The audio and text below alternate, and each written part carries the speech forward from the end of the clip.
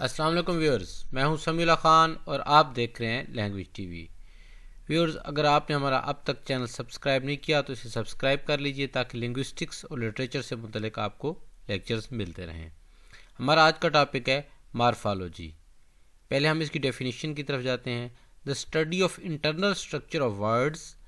Words की internal structure की जो स्टडी है उसे हम मॉर्फोलॉजी कहते हैं। और study of formation of words, के वर्ड्स कैसे बनते हैं।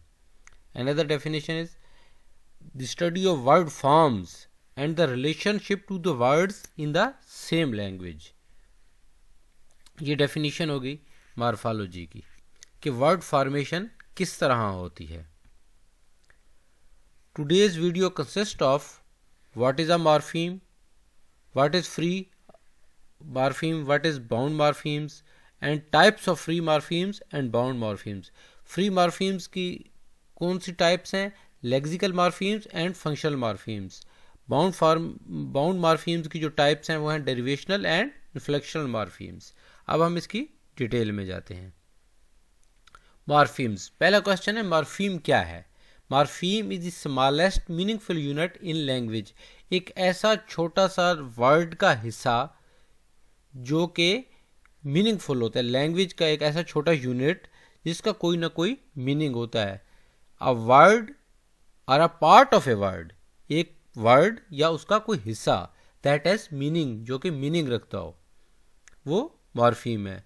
Morpheme cannot be broken down into smaller meaningful bits। एक मॉर्फीम जो कि कुछ मीनिंग रखता है उसको मज़ीद ऐसे टुकड़ों में तकसीम नहीं किया जा सकता जो कि मायने रखते हो। वो साउंड तो रख सकते हैं लेकिन मायने नहीं रखेंगे, यानी कि मीनिंग्स नहीं होंगे उसके। मॉर्फीम छोटा से छोटा यूनिट है लैंग्वेज में जिसका कोई ना कोई मतलब होता है। अब मार्फ की बात कर लें। मार्फ और एलोमार्फ पे तो हम नेक्स्ट लेक्चर में आएंगे, लेकिन थोड़ा सा इसके साथ ही हम बता दें the phonetic realisation of a morpheme or the physical manifestation of a morpheme is called morph. Cats, ये अब देखने में एक वर्ड है लेकिन इसमें मॉर्फीम दो हैं, कैट और एस। कैट सिंगल है, कैट्स इसका मीनिंग है एस, यानी कि प्लूरल हो गया। ये दो मॉर्फीम हो गए। अब इसकी हम आपको एक टिप बताते हैं। Does the sum of the parts equal to the meaning of whole, यानी कि अगर उसके कुछ टुकड़े किए जाते हैं तो उसका जो मीनिंग है वो होल की तरफ जाए। If yes probably more than one morpheme, if no probably one morpheme. Category, categorised, यानी कि अब वर्ड कैटेगरी को हमने तीन फॉर्म्स में आपको बताया, noun, verb and past participle लगा के या ईडी लगा के। Category, categorize, categorized. अब कैटेगरी एक वर्ड है, क्योंकि कैट और गोरी को अलहदा करेंगे तो कोई मीनिंगफुल यूनिट नहीं बनता, तो ये कैटेगरी एक मॉर्फीम है। कैटेगराइज, ये दो मॉर्फीम है, कैटेगरी एंड आइज। कैटेगोराइज्ड, अब कैटेगोराइज्ड की जब हम बात करेंगे, कैटेगरी, आइज और डी, ये तीन मीनिंगफुल यूनिट बन गए, यानी कि वर्ड एक है, इसमें मॉर्फीम तीन है, category, eyes and D. Tip, forget about how a word is spelled. हमने इस तरफ नहीं जाना कि वर्ड किस तरह स्पेल होता है। Concentrate on what parts of the word you से कैरी मीनिंग, कि उसका जो कौन सा पार्ट है जो मीनिंग रखता है, और जो स्मॉलेस्ट यूनिट मीनिंग रखेगा किसी भी वर्ड का वही मॉर्फीम कहलाएगा। Overestimating, keyboard, cranberry, antidisestablishmentarianism. अब ये तीन चार वर्ड्स हमारे सामने हैं। अब हम इनकी तफसील में जाएंगे। अब हम पहले ओवर एस्टिमेटिंग को देखते हैं। ओवर कंटेंट वर्ड है, एस्टिमेट ओवर प्रीफिक्स हो गया, एस्टिमेट कंटेंट वर्ड है, आईएनजी इंग। अब इसके तीन मॉर्फीम बन गए, तीनों मीनिंगफुल हैं। अब कीबोर्ड की तरफ अगर हम आए, की की भी मीनिंग है, बोर्ड भी इटसेल्फ एक मीनिंग रखता है। ये मिल के एक लफ्ज़ है और इसका भी एक मीनिंग, यानी कि कीबोर्ड एक लफ्ज़ है जिसमें दो मॉर्फीम है, की अलहदा है, बोर्ड अलहदा है, और दोनों एक दूसरे को क्वालिफाई कर रहे हैं। अब हम तीसरे वर्ड की तरफ जाते हैं, एंटाई डिसस्टेब्लिशमेंटेरियनिज्म। स्टैब्लिश जो वर्ड है ये कंटेंट वर्ड है, जिसको आप लेक्सिकल वर्ड कह सकते हैं। उसके अलावा एंटाई और डिस ये प्रीफिक्सेस हैं। प्रीफिक्सेस वो है जो कि किसी भी कंटेंट वर्ड से पहले आता है। सफिक्स वो है जो किसी भी कंटेंट वर्ड या लेक्सिकल वर्ड के बाद में आता है। अब मेंट, एरियन, इज्म ये सफिक्सेस हैं। अब एक वर्ड एंटायर डिसस्टेब्लिशमेंटेरियनिज्म वर्ड एक है और इसके मॉर्फीम कितने हो गए? 6, और हर मॉर्फीम का मीनिंग है। अब हम बात करेंगे टाइप्स ऑफ मॉर्फीम्स की, कि मॉर्फीम्स की कितनी टाइप्स हैं। Free morphemes and bound morphemes. Free से आपको वाज़िया हो रहा है कि ये stand itself, and bound morphemes वो मॉर्फीम है जो अकेले तन्हा नहीं रह सकते, ना ही इनका कोई मीनिंग होता है, इनकी कोई वैल्यू नहीं होती अगर वो अकेले हों, बाउंड मॉर्फीम्स।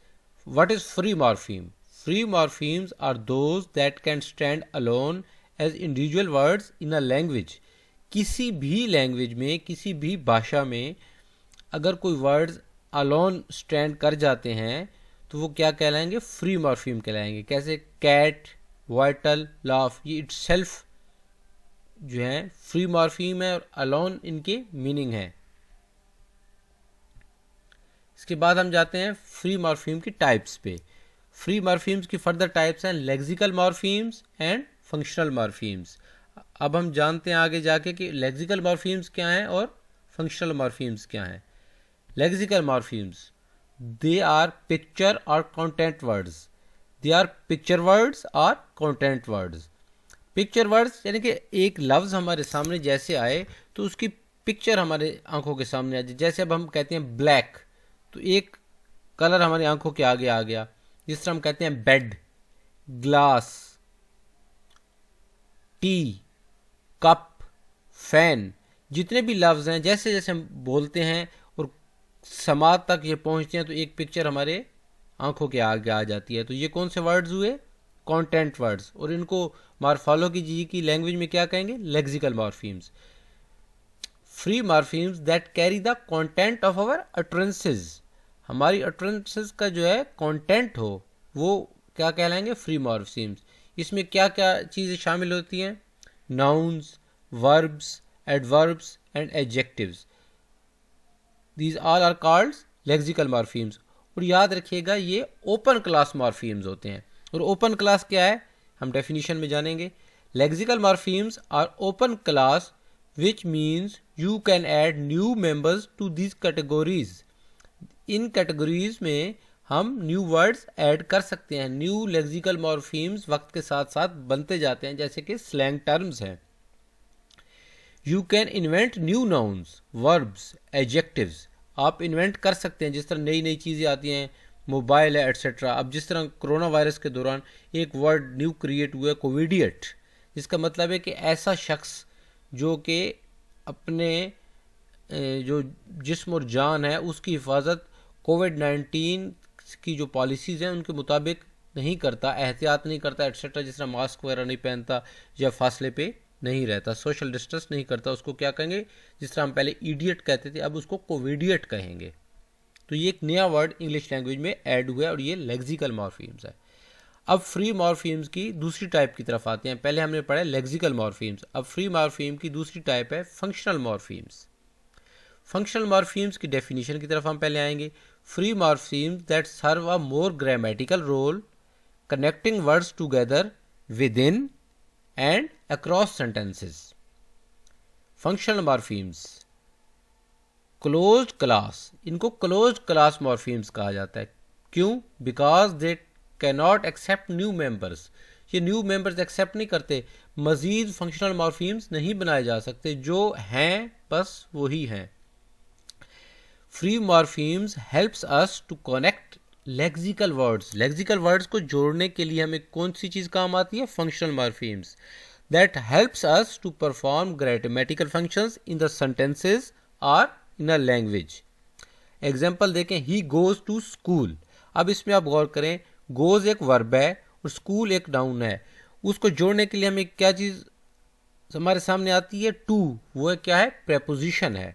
और दूसरे लफ्ज़ों में क्या है? फंक्शनल मॉर्फीम है। अब उसने क्या किया है? टू ने वर्ब और नाउन को जोड़ दिया है, गोज टू स्कूल। गोज और स्कूल को आपस में कनेक्ट किया है एक फंक्शनल मॉर्फीम में। फंक्शनल मॉर्फीम्स कौन कौन से होते हैं? Prepositions, conjunctions, articles, personal pronouns. आपके सामने प्रेपोजिशंस है at, to, near, etcetera. Conjunctions हैं or, but, and. Articles a, the. Personal pronouns I, my. ये सारे क्या हैं? फंक्शनल मॉर्फीम्स है और ये लैंग्वेज में नहीं आते, इन्हीं पुरानों से गुजारा चलाना पड़ता है। Bound morphemes. पहले तो सवाल है कि बाउंड मॉर्फीम्स क्या हैं, यानी कि बाउंड लफ्ज़ ही आपको इंडिकेट कर रहा है कि ये किस किस्म के मॉर्फीम्स हैं। ये लगे बंधे हैं जो अपनी जगह से हिल नहीं सकते। Whose meaning is not complete in themselves. Bound है वो, यानी कि अब एक शख्स अगर बाउंड है, हम अपने सब कॉन्टिनेंट में ही देख लें, जो गुलाम होते हैं या हारी होते हैं वो बाउंड होते हैं, इटसेल्फ वो कुछ भी नहीं होते, तो वो अपने आका को ही सब कुछ समझते हैं। Whose meaning is not complete in themselves. अब लफ्ज़ एक बॉयज़ है, उसमें आका कौन है? बॉय। एस जो है इटसेल्फ कोई मीनिंग नहीं रखता, वो बाउंड मॉर्फीम है। Bound morphemes can not stand alone as individual words. हमने अब जब लेक्सिकल मॉर्फीम्स को पढ़ा था तो वो स्टैंड अलोन करते थे, फ्री मॉर्फीम्स थे। बाउंड मॉर्फीम्स अकेले कोई मीनिंग नहीं रखते। Bound morphemes are affixes. ये अफिक्सेस होते हैं। अब अफिक्सेस की 4 फॉर्म्स हैं। प्रीफिक्सेस, वर्ड से पहले आने वाले, जिस तरह बिकम में बी जो है प्रीफिक्स है। सफिक्सेस, लफ्ज़ के बाद आने वाले, जिस तरह हमने बॉयज़ में एस पढ़ा। इनफिक्सेस, इनफिक्सेस की आगे 2 टाइप्स हैं। फिर सरकमफिक्सेस, सरकमफिक्सेस और भाषा में है, इंग्लिश लैंग्वेज में नहीं है। दुनिया की और लैंग्वेजेस में सरकमफिक्सेस होते हैं, इंग्लिश में सिर्फ प्रीफिक्सेस, सफिक्सेस और इनफिक्सेस होते हैं। अब इनफिक्सेस की जो 2 टाइप्स हैं हम उसको पढ़ते हैं। प्लूरल फॉर्मेशन, इसमें जमा बनाने के लिए इनफिक्सेस जो हैं चेंज होते हैं। जो लेक्सिकल वर्ड है, कंटेंट वर्ड है, उसके दरमियान में जो वाउल है वो चेंज हो जाता है। जैसे हम फुट से फीट बनाते हैं, अब वर्ड की कैटेगरी वही रही लेकिन अंदर वाला वाउल चेंज हुआ और डबल ओ की जगह डबल ई आया और फुट से फीट प्लूरल बन गया। यहाँ इन्फेक्शन। उसके बाद इरेगुलर वर्ब्स, सिंग, सैंग, संग। अब इसमें वाउल क्या है याद रखिएगा, इनफिक्सेस में जब हम चेंज होता है ग्रामेटिकल फॉर्म, जिसको इरेगुलर वर्ब की फॉर्म्स कहा जाता है, इसमें इनफिक्सेस में वाउल चेंज होता है और वर्ब की फॉर्म चेंज हो गई। उसके साथ ही आई, ए, एन 3 चेंज हुए, सिंग, सैंग, संग। उसके बाद अब हम आते हैं बाउंड मॉर्फीम की टाइप्स की तरफ। Types of bound morphemes, inflectional morphemes and derivational morphemes. Bound morphemes की कितनी टाइप्स हैं? Inflectional and derivational. Free morphemes की हमने पढ़ी थी lexical and functional. Bound morphemes की इन्फ्लेक्शनल एंड डेरिवेशनल फॉर्म। अब हम आएंगे डेरिवेशनल मॉर्फीम्स की डेफिनेशन की तरफ। Bound morphemes that help to create new words and can change the lexical category of a word. Word की कैटेगरी चेंज कर देते हैं। Bound morphemes are serve to create new words in a language. New words आ जाते हैं इनके जरिए। And they also have the capacity to change the parts of speech और lexical category from one to another. Derivational morphemes word की lexical category भी change कर देते हैं। जैसे लेक्सिकल कैटेगरी एक से दूसरी में नाउन एडजेक्टिव बन गया, वर्ब नाउन बन गया। इसी तरह जो है वो पार्ट्स ऑफ स्पीच चेंज करते हैं। डेरिवेशनल मॉर्फीम्स 2 टाइप्स के हैं, class changing and class maintaining. Class changing कौन से हैं? अब वर्ड टीच है, पढ़ाना, एक्शन है, ये क्या है? वर्ब है। अब ई आर जो है वो सफिक्स है। अब डेरिवेशनल मॉर्फीम्स में जब वर्ब टीच के साथ ई आर लगेगा तो क्लास चेंज होगी, वर्ब से नाउन की तरफ चला गया, पार्ट्स ऑफ स्पीच चेंज हो गए। या लेक्सिकल कैटेगरी। अभी क्लास मेंटेनिंग की बात करें आप, क्लास मेंटेनिंग, उसके साथ फिक्स लगा वर्ड चाइल्ड के साथ, लेकिन क्लास वही रही। नाउन, चाइल्ड क्या है? नाउन है। चाइल्डहुड, चाइल्डहुड क्या है? एब्स्ट्रैक्ट नाउन है, यानी कि उसके साथ वर्ड का इजाफा हुआ हुड का, लेकिन कैटेगरी नाउन ही रही। चाइल्ड कॉमन नाउन है, अब इसकी कैटेगरी चाइल्ड से चाइल्डहुड, नाउन से एब्स्ट्रैक्ट नाउन। क्लास मेंटेनिंग में एक और एग्जांपल, वैल्यूएबल से इनवैल्यूएबल। जिस तरह एक और एग्जांपल है क्लास मेंटेनिंग में टाल से टॉलर। अब वो उसकी कैटेगरी जो है वो चेंज नहीं हुई, टाल भी एडजेक्टिव है, टॉलर भी एडजेक्टिव है। Consider these affixes pre, un, agentive ER and FUL। अब टीच एजेंटिव, इसके साथ ER लगाएंगे तो टीचर बन जाएगा, यानी कि वर्ब से नाउन की तरफ। Teach is a verb and that teacher is a noun. एक important note, all prefixes in English are derivational morphemes. English में जितने भी प्रीफिक्सेस हैं वो डेरिवेशनल मॉर्फीम्स हैं, लेकिन तमाम डेरिवेशनल मॉर्फीम्स प्रीफिक्सेस नहीं हैं। ये बहुत इंपॉर्टेंट पॉइंट है, इसे नोट कर लीजिएगा। Inflectional morphemes, bound morphemes that serve a grammatical role in language, it can not create new words in a language. ये नए वर्ड्स क्रिएट नहीं करते inflectional morphemes. It does not change a class of content word, जो lexical word है, content word है या root word है, ये उसकी क्लास भी चेंज नहीं करते। वही बात आ गई टाल से टॉलर, एडजेक्टिव्स। अब ये क्या होते हैं इन्फ्लेक्शनल मॉर्फीम्स? या इनफिक्सेस होते हैं या सफिक्सेस होते हैं, ये प्रीफिक्सेस नहीं होते। और इंग्लिश लैंग्वेज में टोटल 8 इन्फ्लेक्शनल मॉर्फीम्स हैं। ये बहुत इंपॉर्टेंट पॉइंट है, इसे लिख लीजिए। There are only 8 inflectional morphemes in English language. अब वो 8 कौन कौन से हैं? प्लूरल हम एस यूज़ करते हैं, पोजेशन के लिए एस यूज़ करते हैं, थर्ड पर्सन सिंगुलर में एस यूज़ करते हैं, पास्ट टेंस में ईडी यूज़ करते हैं, ऑन गोइंग एक्शन के लिए प्रेजेंट पार्टिसिपल आईएनजी जिसे हम इंग कहते हैं, पास्ट पार्टिसिपल बनाने के लिए ईएन यूज़ करते हैं, एडजेक्टिव की कंपैरेटिव डिग्री के लिए ईआर और सुपरलेटिव डिग्री के लिए ईएसटी। ये टोटल इन्फ्लेक्शनल मॉर्फीम्स हैं। अब हम इनके इस्तेमाल की तरफ जाते हैं और उनकी क्लास बयान करते हैं। Two are attached with nouns. जो इन्फ्लेक्शनल मॉर्फीम्स हैं ये दो नाउन्स के साथ शामिल होते हैं। बुक नाउन है, इन्फ्लेक्शनल मॉर्फीम एस लगा, बुक्स, तो नाउन ही रहा, सिर्फ सिंगुलर से प्लूरल हो गया। पोजेशन के लिए रैम्स बुक, रैम की किताब। दो जो अगले मॉर्फीम इन्फ्लेक्शनल मॉर्फीम है, they are attach with adjectives. ये एडजेक्टिव के साथ अटैच होते हैं, जिस तरह हमने बता दिया पहले, टॉल से टॉलर और फिर सुपरलेटिव डिग्री ईएसटी। दो ईआर और ईएसटी जो इन्फ्लेक्शनल मॉर्फीम्स हैं ये एडजेक्टिव्स के साथ होते हैं। और 4 जो इन्फ्लेक्शनल मॉर्फीम्स हैं वो वर्ब के साथ होते हैं। टोटल 8 हैं, 2 नाउन्स के साथ यूज होते हैं, 2 एडजेक्टिव के साथ और 4 वर्ब के साथ। अब वर्ब के साथ किस तरह यूज होते हैं? एस थर्ड पर्सन सिंगुलर में, जिस तरह प्रेजेंट इंडेफिनिट टेंस में हम गो से गोज बनाते हैं, तो ये वर्ब के साथ इन्फ्लेक्शनल मॉर्फीम यूज हो गया। पास्ट टेंस डिसाइड से डिसाइडेड, ईडी जहाँ हुआ। आईएनजी जो है पास्ट प्रेजेंट पार्टिसिपल में हम यूज करते हैं, डांस से dancing. EN use with third form of verb, past participle, जिस तरह ब्रेक से ब्रोकन। तो ये 8 इन्फ्लेक्शनल मॉर्फीम्स इंग्लिश में हैं और इनके ये कैटेगरी हैं, इस तरह ये इस्तेमाल होते हैं।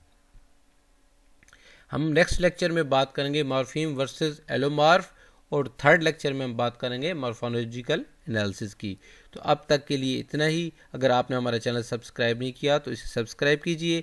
अगर आपको लेक्चर में कोई चीज़ समझ नहीं आई तो हमें बताएं, ताकि हम नेक्स्ट लेक्चर में वो चीज़ें इम्प्रूव कर सकें। नेक्स्ट लेक्चर तक के लिए इजाज़त दीजिए। अल्लाह नेगेबान।